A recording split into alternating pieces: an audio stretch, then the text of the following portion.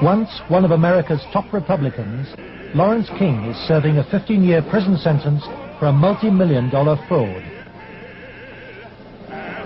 But financial crime is only half the story. This is the true story of Lawrence King. It is the story of a cancer at the heart of America and of its continuing cover-up at the highest level. One man is attempting to uncover the full story. John DeCamp is among the most highly decorated Vietnam veterans. A former Republican state senator in Lincoln, Nebraska, he is now a lawyer fighting the legacy of Lawrence King's abuse of power. It's a web of intrigue that starts in our Holy of Holies, Boys Town, Nebraska, one of the most respected institutions in the United States, and spreads out like a spider web to Washington, D.C., right up to the steps of the nation's capital, the steps of the White House, involves some of the most respected and powerful and richest businessmen in this United States of America. And the centerpiece of the entire web is the use of children for sex and drug dealing and drug couriers, the compromising of politicians, the compromising of businessmen, but worst of all, the corruption of key institutions of government that have the duty and responsibility to make sure these things never happen. For John DeCamp, the trail starts in a unique town just outside Omaha. World-famed Boys Town is in the news again. Made famous by an Oscar-winning film, Boys Town is America's favorite children's charity. It was founded in 1917 by a Catholic priest, Father Flanagan. Father Flanagan. The saddest spectacle in our social life is the neglected, unwanted, and unloved boy who has become a serious problem in our society. Boys Town was started to be a home for orphans. That was after World War I. And since then, society has changed and the problems of boys have changed. And so now, it's a question of taking care of homeless, abandoned, neglected, abused boys, and now girls also. Boys Town has been granted the privileges of an incorporated town, a Catholic diocese, and a school district for 500 children. Boys Town has cash reserves of $500 million, but still raises up to $35 million annually, solicited from the public by begging letters and promotional videos. I'm Father Val Peter, the caretaker of Father Flanagan's Stream and the executive director of Boys Town. Does Boys Town really exist, people ask me? You bet it does. Located in the heartland of America, Boys Town youth have come from many backgrounds and locales. As they graduate, they shall seek new adventures and head for different places. But always, they shall carry with them the spirit of Boys Town. If you'd like to help Boys Town, send your tax-deductible gift to Father Val Peter, Boys Town, Nebraska, 68010.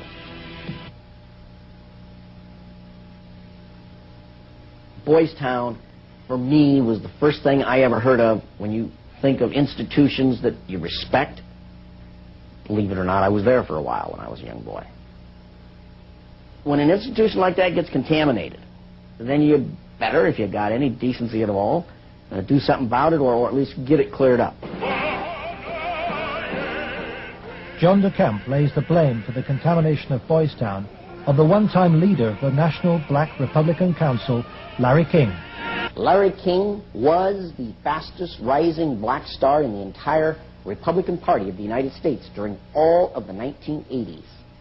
And he was also one of the most evil individuals in this country in terms of being a dealer of children, in terms of being a thief, 40 million that they documented he stole, and in terms of using and compromising and corrupting one after another politicians. The base for his network was the Franklin Federal Credit Union, a people's bank in Omaha, Nebraska. Larry King was its general manager.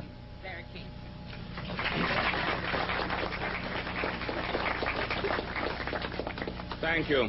This is especially an exciting day for me. Mr. King was a very charismatic person. When he came to the credit union, he was brought in because the credit union was actually failing. He did everything to build the credit union. King courted the leaders of Omaha's wealthy business district. Banks, industry, and charities placed millions of dollars in King's hands. From 1979, Larry King developed close commercial ties to Boys Town, and Boys Town youngsters were sent to work for his companies. Boys Town had quite a few accounts at Franklin Credit Union. Those were considered very valuable accounts. They were handled exclusively by the bookkeeping department. But on the average of once a month or once every 2 months, we always seemed to incorporate a person from Boys Town. But King used Boys Town not just as a source of young boys for his business. He prostituted them at sex and drug orgies. Paul Benassi was a victim of King's abuse. He was also sent by King to lure Boys Town youngsters off campus. We used to just drive around and go up toward a home. That's when we used to do some of the scavenger hunts with picking up some of the kids. You know, just kind of win their confidence, become friends with them for a while. Start inviting them to the parties. The kids were 10 years old or older. In 1986, King's plundering of Boys Town was reported by staff to its chief executive, Father Val Peter. Subsequent testimony proves that he carried out his own investigation, but that King's victims refused to talk to him. Monsignor Hupp now blames himself for Boys Town's association with Larry King. Well, in retrospect, I regret having any association with Larry King. Had I known it at the time, it would never have happened. Could you understand why a very detailed report from a social worker employed at Boys Town, identifying children and identifying their alleged abusers, never saw the light of day? Nothing happened with that. No, I can understand that, because had I known that had been, I wouldn't put up with that. But is that something like that happened? I don't know of it. Nebraska has a very clear statute that child abuse allegations should be reported to authorities. They shouldn't be reported to the principal of a school, director of a facility. They should be reported directly to either Child Protective Services or law enforcement. And so Larry King remained free to feed his pedophilic parties with child victims. But in 1988, a routine review brought King's involvement with Boys Town youth to the attention of Nebraska's State Foster Care Review Board. And the information presented to the Foster Care Review Board, either via the telephone reports, the personal reports, or the reports we reviewed, Larry King's name was consistently present as someone that the youth were making allegations against. I would say we handed over at least a foot-high amount of material to authorities, and nothing happened. Omaha police now accept that Larry King may have been abusing children. Good morning, Roberta. Good morning, King. But its most senior officer claims the evidence was not conclusive. It is certainly possible that Mr. King was involved in illegal acts with children. If there was sufficient evidence of those types of allegations, he would have been prosecuted by the county attorney's office. For me, it was very clear that the case was not investigated and not pursued because of the alleged perpetrators. Those perpetrators, named by the children, were some of the richest and most influential citizens in positions of power in the state, men prominent in industry, politics, the media, even the police. We can only name the ringleaders. Besides Larry King, they were department store millionaire Alan Baer and the celebrity columnist of Omaha's only newspaper, the World Herald, Peter Citron. With the judicial system apparently paralyzed, Larry King spent Franklin's money on courting political influence. $10 million went on jewelry, flowers, and private planes. He cultivated contacts in the inner circles of Ronald Reagan's White House. At his palatial homes, 3 in Omaha and 1 in Washington, D.C., he held extravagant parties for the influential and powerful. His lavish spending bought him a protected life. Larry King was constantly heralded, cheered, applauded in the news media as the great businessman that's helping the poor people, the black community of Omaha. But King's extravagance attracted the attention of the Internal Revenue Service. As a result, on April the 11th, 1988, the Franklin Credit Union was raided and closed by the FBI.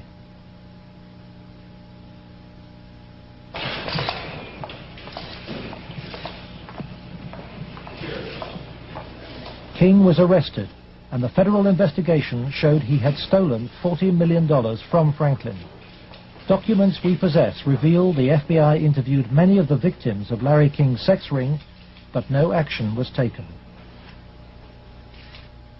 In November 1988, Nebraska's state government set up a parallel investigation into Larry King. A legislative committee was formed. Its chairman was the Republican head of Nebraska's Banking Committee, corn farmer and state senator Lawrence Schmidt. Immediately, anonymous threats began. I received a phone call on the floor of the legislature. The caller did not identify himself, but he said, "Lauren, you do not want to have an investigation of the Franklin Federal Credit Union." And I asked who I was speaking to, and they said, "That doesn't matter, but you shouldn't have that investigation." And I said, "Well, why not?" He said, "It will reach to the highest levels of the Republican Party, and we're both good Republicans." Undeterred, the committee began their investigations, and the money trail led quickly to the original allegations of child abuse. Carolyn Stitt was one of the first to testify. The night before we testified before the legislative committee, I did receive a phone call at home that said, "If you speak, you won't live to regret it." To protect the inquiry, Schmidt's committee hired special legal counsel and full-time professional investigators, Gary Caradori and Karen Ormiston. I said, "We do not want you to bring to the committee rumors, innuendos, nothing that cannot be backed up with facts." I said, "Bring to the committee that which we can take to a prosecutor." The investigators found new victims of King's pedophile network, many on the streets of Omaha. The picture they built up was of a large ring of rich and powerful pedophiles, many named the same men as those involved with the Boys Town cases 3 years earlier. They were telling us about prominent people in Omaha and elsewhere that were abusing children at parties. The prominent citizens' names that originally came up were of concern to me because I knew many of those individuals, and I very frankly was shocked to have those names show up on the list. To provide the committee with hard evidence, the investigators recorded their new witnesses on videotape. Paul Benassi had been the victim of abuse since he was 8. He was present at many of Larry King's sex parties. Caradori traced him to the county jail. He had been convicted of fondling his young cousin.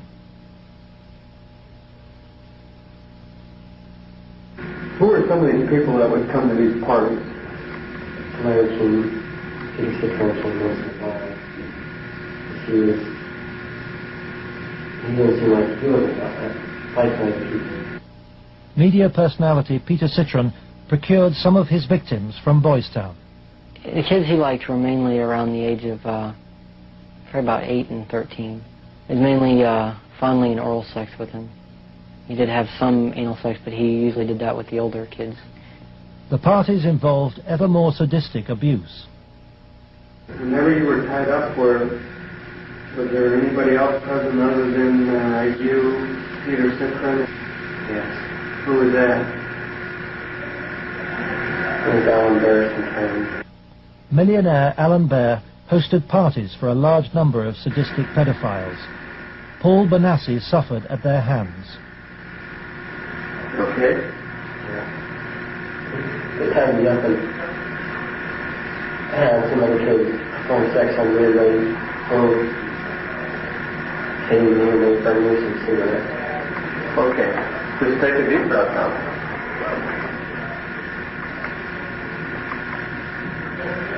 And cross control Bonner. Troy Bonner would tie you up? He was there. Troy Bonner was found by the investigators and his videotaped testimony taken under oath. I was shocked when I walked in. There was a kid, I would say about 15 years old, out in the middle of the room. One guy was standing in front of him. He was bent over, and the other guy was like reaching under him, playing with his nipples, while a guy whom Jeff told me was a police officer shoving beads up his rectum. The police officer was shoving beads up his rectum? Yes. Bonner named Alan Bear as the man who introduced him to the sex parties. Alan Bear was a sick fuck. Didn't care, wanted sex, nasty, I don't even know if you can call it sex. Everything, from just, touching to fruit, squash, huge squash, that big around, stuck into you, into your ass, heat things, hot things, poked at you and stuck in you. But the center of the child sex ring was Larry King. Larry King was the same kind of sick fuck Alan Bear was, except Larry King was more violent, more sure of himself. I got those scars on my arm one night at a party where Larry King, wanted to see how strong a man we were or something, and have us push our arms together, and then you'd light cigarettes, and as soon as you get burning, you'd just drop them down between your arms and, let it burn. And they made us stand there naked and touch each other while holding our arms together and burn cigarettes where, it's on film someplace. They filmed it, burning, I would, see him fuck a 10-year-old boy in the ass, until he bled, and, just pull out and stop and, push him down, and then go out and, meet with decent people. King would also provide underage girls for abuse. Alicia Owen told the investigators she was 15 when she attended her first party, introduced by a Boys Town boy. Caridori discovered her in jail where she was serving a sentence for passing bad checks. I met some guys there that were from Boys Town, and it was at that party that I met Larry King. At the time that I met Larry King, I did not know that he was Larry King. I had met him. It was the first time I'd ever met him. Larry King and Alan Bear frequently hosted the child sex parties in penthouse apartments at the Twin Towers luxury block in Omaha. A lot of it was me handcuffed with my hands behind my head and my feet tied, and doing different things. What do you mean? Sometimes there'd be a guy straddling over my face. Okay. Most of the time, Larry King took pictures quite a bit during that time. I know it's difficult. I don't know. Okay. I think I could have said no. Okay. But I don't know. Okay. And you know, Alicia, you're a victim. And with a young age, let's go off camera for a minute. We were appalled. Appalled. I don't even know if it comes across on the video the way it came across to us in person. It was incredible. It's incredible what these kids went through, I think. Larry King was also here. He came in and we drank and did cocaine. I didn't do much. He turned me on to it. Larry King did. Drugs was a strong part of how they got control of some of the kids, because that's what some of the kids were there to get. They would do the sexual acts and then be provided with cocaine or whatever type of drug they wanted. Heroin, you know, I don't know, but that was my drug of choice. You know, till this day I remain an addict. You know. And those of us that didn't like to be involved and didn't want to be involved were threatened. Oh, so any and who would do these threatening remarks? Larry King. You think Larry King personally did? I think he did. And when they threatened, you know, that I can go find somebody that will kill you, and it will kill your family, he didn't tell anybody. Larry King was, I would say, the center of transporting the children around the country. The airplanes were usually in his name, leased in his name. They were paid for by Larry King. So we met them in Pasadena. Met who in Pasadena? We met, Larry King was there. There was 3 boys that I had seen at one of the receptions at the country cafe were there. And I'm almost positive they were Boys Town boys. Almost positive. They were there. You mean graduates of Boys Town or present? I think they were present because they were young. Well, how would they get away for a long period of time? I have no idea. Okay. Boys Town came up frequently during the investigation, but we found it very difficult to get information about Boys Town. I was not able to find any information on my visit there, and Mr. Caradori could not get information either. Boys Town today remains unwilling to discuss its involvement with Larry King. We were banned from filming at Boys Town, and its public affairs officer refused any interviews. I would have to give you a flat no. I'm just going to tell you at this point that we will not participate with you. We have no interest in talking to you folks. It's something that we don't even care to delve into.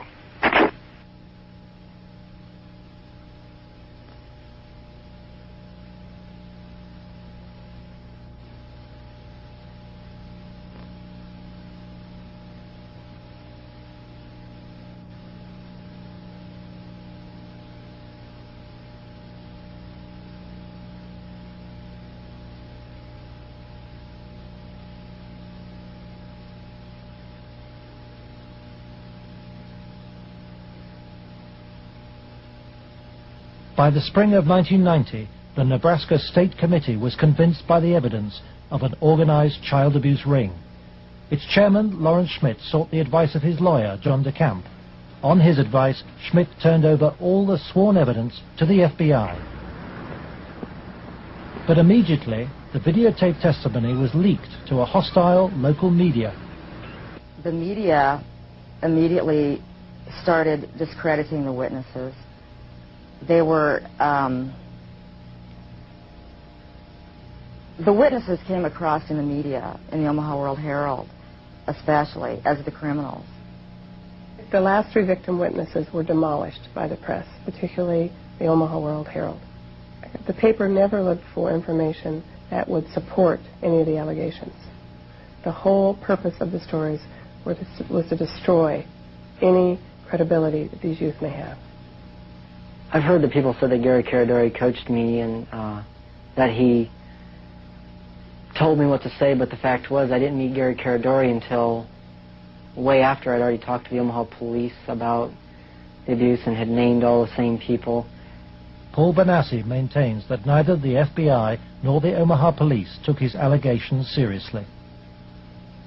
And they didn't ask me very much about Larry King or even Alan Baer at all. They treated the allegations that I made about the people who abused me almost like a joke. The stories were of such significance that the investigators first wanted to prove the accuracy of the stories. As they set about the investigation of the initially three and then a fourth person who were telling the stories, as the investigation developed, it became obvious to the investigators that the information was not accurate, that in fact it was an entire conspiracy of allegations, none of which had any truth to them. I was very disappointed with the way the FBI and law enforcement treated the victims. They, in fact, turned them into the offenders, so to speak. And instead of taking the evidence that was delivered to them by the victims and interrogating the persons whom the victims identified, they seemed to bear down and try to get the victims to change their story. It seemed to the investigators that the establishment of Omaha was closing ranks. Then Troy Bonner was brought in for questioning by the FBI. The FBI's attitude was, just no, these kind of things don't happen. From the first interview when I went, and realized they don't believe a fucking thing I'm saying, they were just appalled. But I realized what that look in their eye was back then. It was fear. It was fear of it, I had witnessed, firsthand things that would, destroy this city, people, a position, what I mean? It's not going to be believed, they said. It will not be believed. You will be found guilty of perjury, and they weren't telling me maybe. They were saying, there's no way. You go on with this story, you're going to jail. That was said to me direct. Troy Bonner agreed to withdraw his videotape testimony. The FBI used Troy in an attempt to persuade fellow witness Alicia Owen into abandoning her evidence about Larry King's nationwide network of powerful pedophiles. We have obtained the recording of the phone call made by the FBI on March the 9th, 1990. It is significant evidence for John DeCamp. This is Special Agent Michael F. Mott. Following will be a consensually recorded telephone call between Troy Bonner and Alicia Owen. Hello. Hi. Hey, what's going on? I'd like to ask you that. Talk to me. No, you talk to me. I don't understand why you're lying. Why are you lying? What are you talking about? That's what I'm asking you. You're calling me why I'm lying? Yeah. You can talk to this whole thing, Alicia. You're full of shit. Either tell me what's going on. You're full of shit. Hey, look. Who do you have listening on the line? I have nobody listening to me. I'm listening to you, and I'm hoping you give me some fucking answers. I'll be honest with you. I don't know what kind of game you're playing. I'm not trying to play a game. I'm not going to go to jail for you. And that's what's going to happen. Why don't you go to jail? Jail for telling the truth? No, jail for lying. What have you lied about? I haven't lied. Okay, but why are... Listen, shut up. Listen to me. You're not out here being talked to them every day. The pressure's kind of hard. You literally have to have bricks for brains to take on the FBI in this country. And that's exactly what you'd have to do this properly. They now, in my opinion, in my investigation, are the architects of the cover-up. We asked the FBI in Omaha for an interview about its investigation of the Franklin scandal. Larry Holmquist for the FBI here. We feel it would be inappropriate for us to comment. We work this with the Omaha Police Department, and we just don't feel it would be appropriate for us to make comments.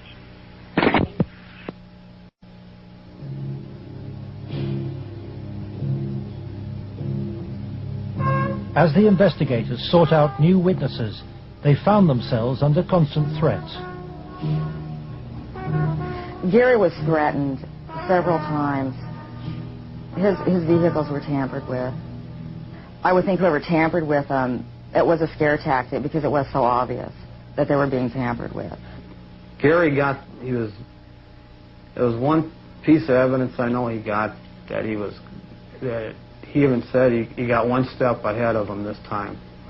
He told us about this book. It was like addresses, telephone numbers, names.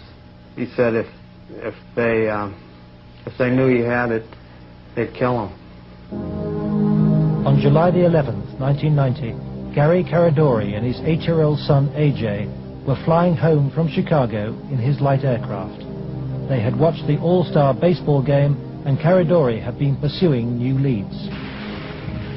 Investigators from the National Transportation Safety Board are in Harold Cameron's cornfield trying to determine what caused this private plane to crash, killing its 2 occupants.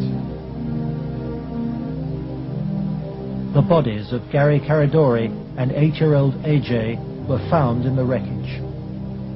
National Transportation Safety Board investigators say wreckage from the crash is apparently strewn over a 3/4 to 1 mile long stretch in this field.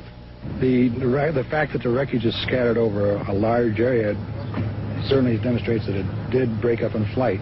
The exact mechanism of breakup yet is still unknown.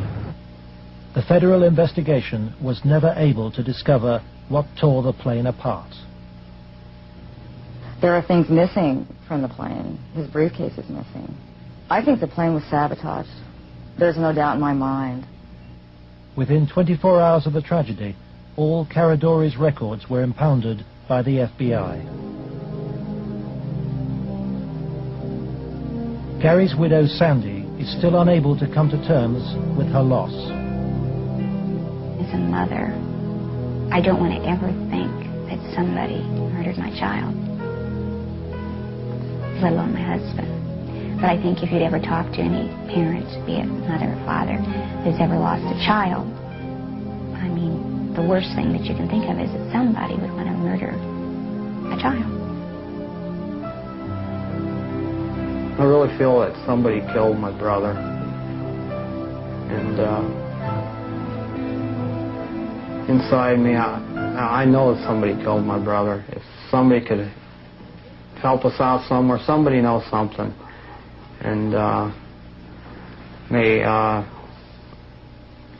God help those who did that to him and his family. The effect of Gary's crash on the investigation, I think, in effect, put an end to anybody else coming forward. There are many victims. We knew of more. There are more. They're still out there. They're afraid to come forward. That's when I was finished, because I figured out if they murdered Gary and his son, there was nothing that would stop them. There was no piece of paper. There was nothing we could come up with that was going to get anything done.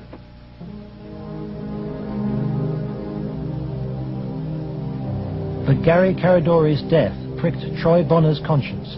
He promised Sandy that he would tell Senator Schmidt's committee about the FBI's pressure which led him to lie. I set the record straight. I was, going to do it. And would, the truth would come out, and somebody would be held accountable for his death.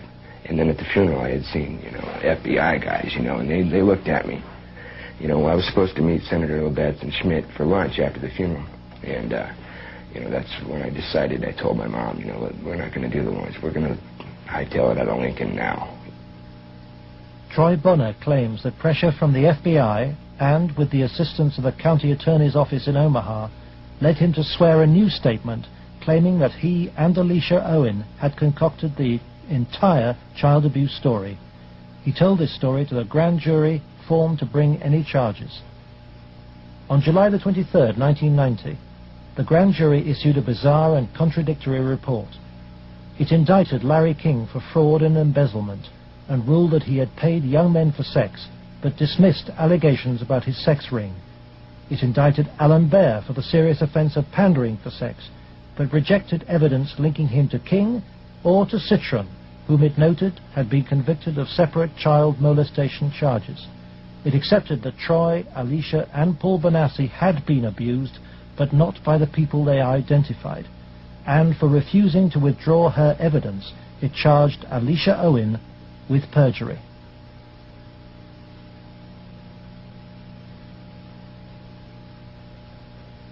Lawrence Schmidt's legislative committee issued a report denouncing the grand jury. Schmidt acknowledges that the system failed both the victims and him. I had, I think, as distinguished a record as anyone could put together in 24 years. I was told that would be curtailed, and it was. I was told I'd have financial problems, and I did. The message was not lost on most politicians in Nebraska. I think the message that was delivered was, if any legislative committee ever tries to conduct a thorough investigation again, the same thing will happen.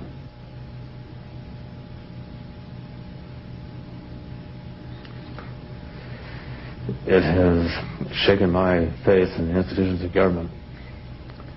I used to be a firm believer that the system would work, and that people who did things wrong would be punished. And we discovered victims who claimed to have been abused and who the grand jury acknowledged had been abused. But they did not try to find out who had abused those individuals. Instead, they convicted Alicia Owen of perjury. Indefensible from my point of view.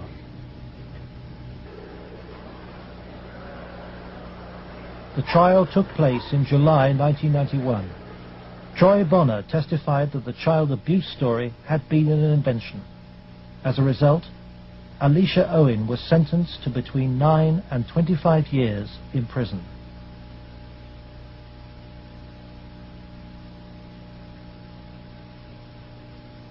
I can't find a case in the history of this country where some kid got sentenced to 25 or 30 years in prison for something like this. If you were going to pick a what I call a telesign, something that says something fishy about the whole thing, it was in the sentencing itself. For some reason, they had to send a signal to every kid who was a potential witness. My opinion again. A signal so loud and clear, if you dare to come forward, if you dare to talk, watch what happens. Alan Baer was fined $500 after pleading no contest to a reduced charge of aiding and abetting prostitution. Peter Citron served 2 years of a 3 to 8 year sentence. Thanks to Troy Bonner's lies, Larry King never faced child sex charges. For the $40 million fraud, he was given a 15-year sentence, 10 years less than Alicia Owen. I feel really sick. I should be taken out and shot for doing that. And if that was to happen, I would go willingly.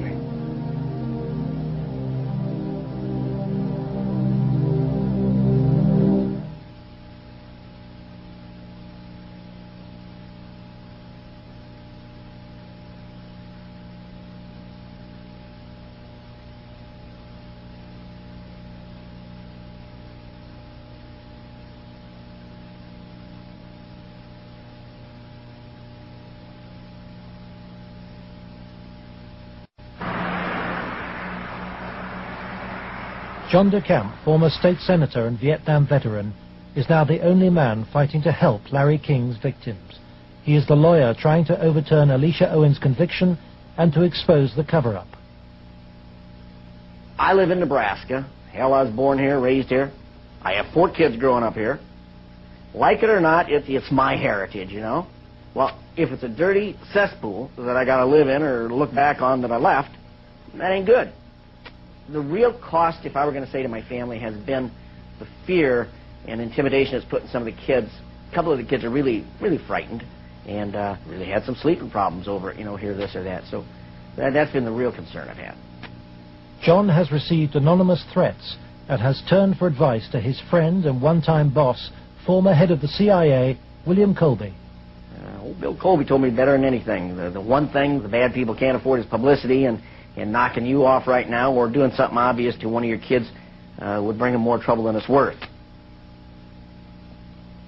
I said, you have to consider the possibility of some danger to not only your reputation, but to your person. I mean, people do react rather violently to some kinds of charges, or particularly if they're true, there's more apt to be a negative reaction than if they're false. If they're false charges, then they can be reacted to in a normal way, by a libel suit or whatever. But if there's truth in it, there can be a danger in that situation. We've seen that happen in other cases.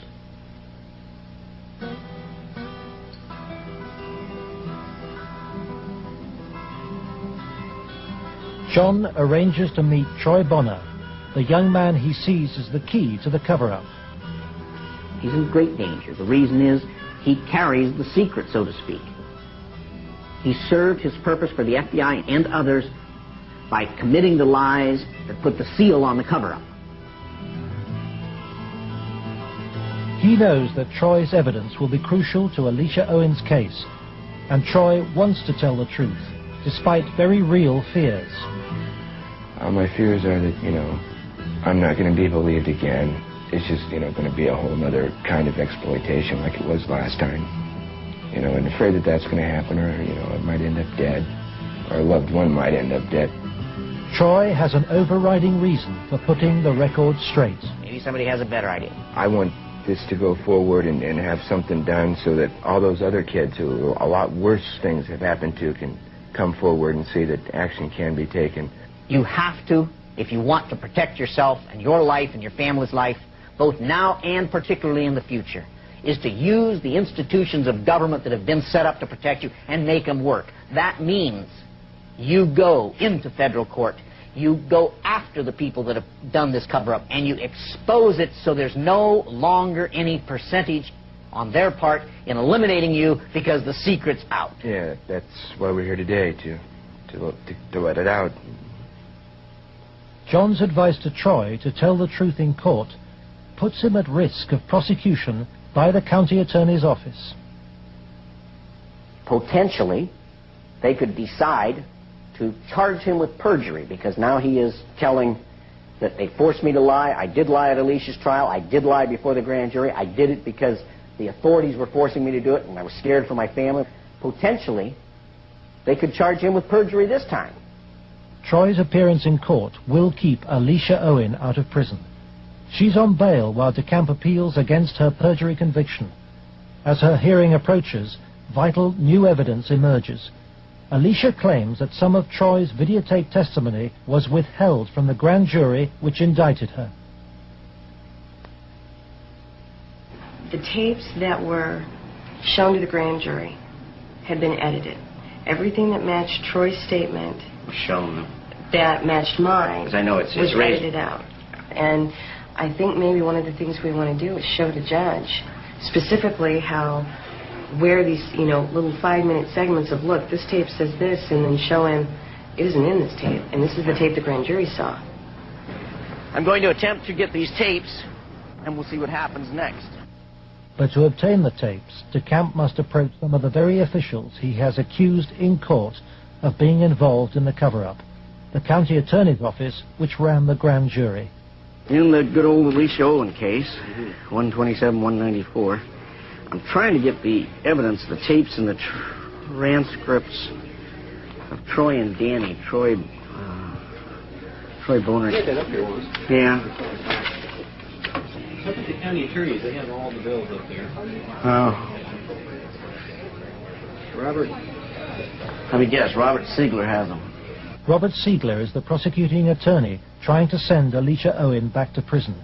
After lengthy negotiations, DeCamp emerges with the tapes the grand jury never saw. I went with $4,000, about $4,000 of cocaine. Okay, and what airline? In more than 2 hours of taped testimony, Troy details trips across America on behalf of Larry King and Alan Baer. Trips for drug deals and sex. It corroborates Alicia's evidence. Fort Worth, like an hour. And then a big plane from Dallas to Los Angeles. Did anybody go with you? Alicia Owen. For John DeCamp, This is the proof of the King's sex ring for which he has been waiting. Here it is, so to speak, the smoking gun that they could go out and verify, the corroboration. In other words, the linkage to King that was denied. Cover-up. Organized, planned, deliberate cover-up. The courthouse, Wahoo, Nebraska. The hearing begins.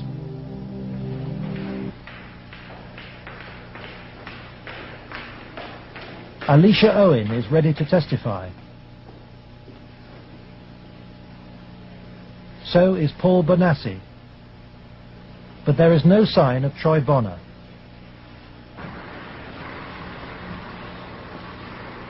DeCamp discovers that Robert Siegler has sent the young man a subpoena. Fearing arrest for perjury, Troy has gone into hiding. DeCamp is without his most vital witness. Trying to subpoena him with this guy. Troy, okay? In court, Alicia's case is adjourned. The county attorney's office begins to search for Troy Bonner, but County Attorney Siegler won't say why. I'd like to ask you whether you're about to charge Troy Bonner with perjury. Every victim witness who stepped forward in any way, or even was a potential witness that somebody heard about, has either been killed, put in jail under some theory or other, terrified or run out of the state, discredited. Every perpetrator, even the convicted ones, have been treated as conquering heroes. Peter Citron lives in the same house where he abused many of his young victims. Alan Baer lives in the most exclusive part of Omaha. He recently bought a downtown shopping mall. Many of the other abusers named by the children have risen within Nebraska's state government and legal system and within the Republican Party. Obviously, the FBI was protecting something a lot more significant than a bunch of old pedophiles having improper relations with little boys. They were protecting something a lot more significant than a bunch of drug peddlers. They were protecting, in my opinion, they were protecting some very prominent politicians, some very powerful and wealthy individuals associated with those politicians and the political system, up to and including the highest political people in this entire country.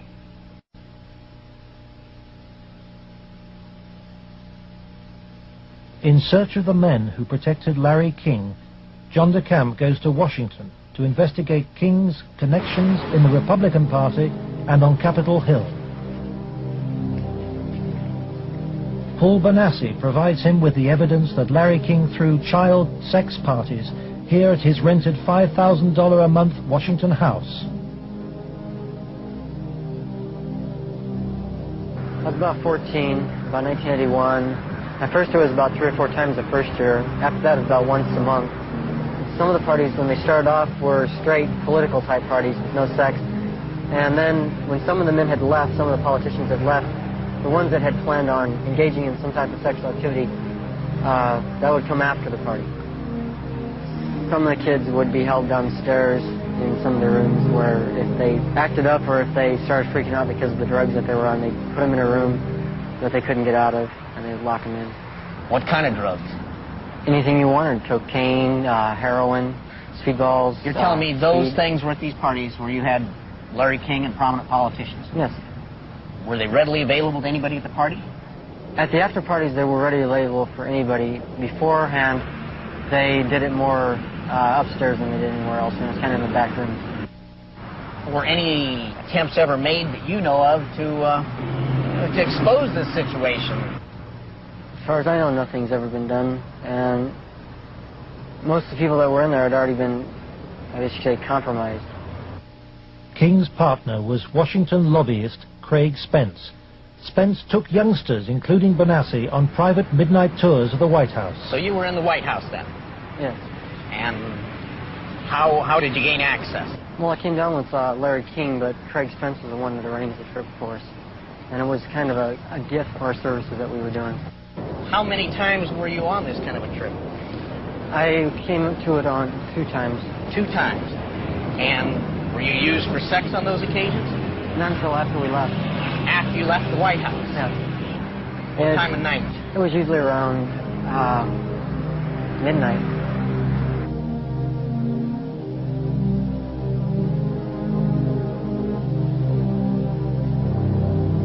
For me, it was just kind of weird being in the White House at that time of the night, getting to go into places that the guy was telling us that nobody gets to go to. I mean, I seen rooms in there that I'd never even heard about.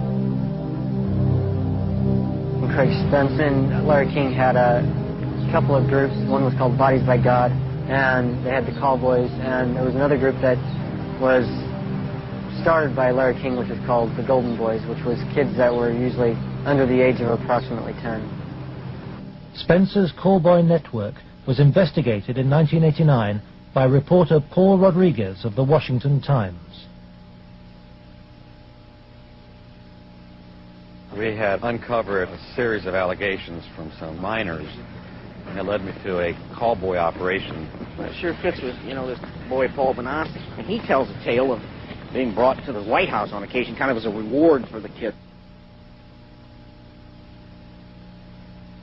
Craig Spence's dad, he committed suicide.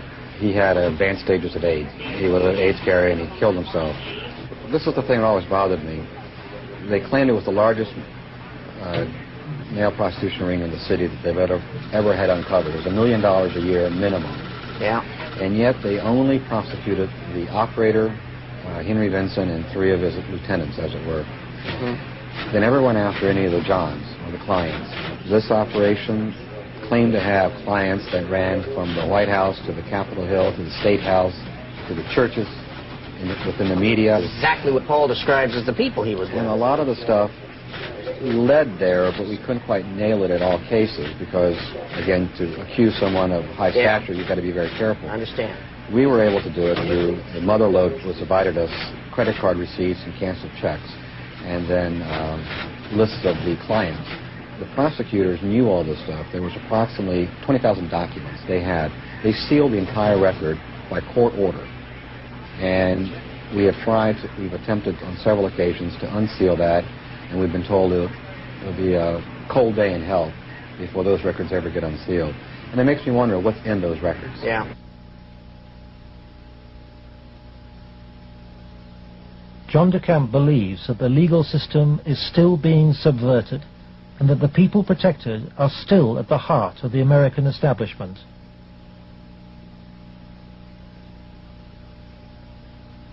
He hopes that this program will expose a serious miscarriage of justice, but the opposition is formidable. It's beyond belief that arguably the most powerful person in the world, the President of the United States, in the form of Richard Nixon, could not prevent the investigation of Watergate, or that President Reagan could not prevent the investigation of Iran-Contra. And yet somehow this group of unnamed, unknown, anonymous individuals in Omaha, Nebraska have such power they can control and protect all of these people from being investigated. Those allegations are ridiculous. Well, first of all, Nixon did cover up Watergate. Number one. Bush did cover up Iran-Contra, at least officially. And Omaha has successfully covered up this situation. In each case, it was the press that exposed the problem. It wasn't institutions of government. They had been corrupted. They had been compromised. They were the ones doing the cover-up. The Attorney General is now involved.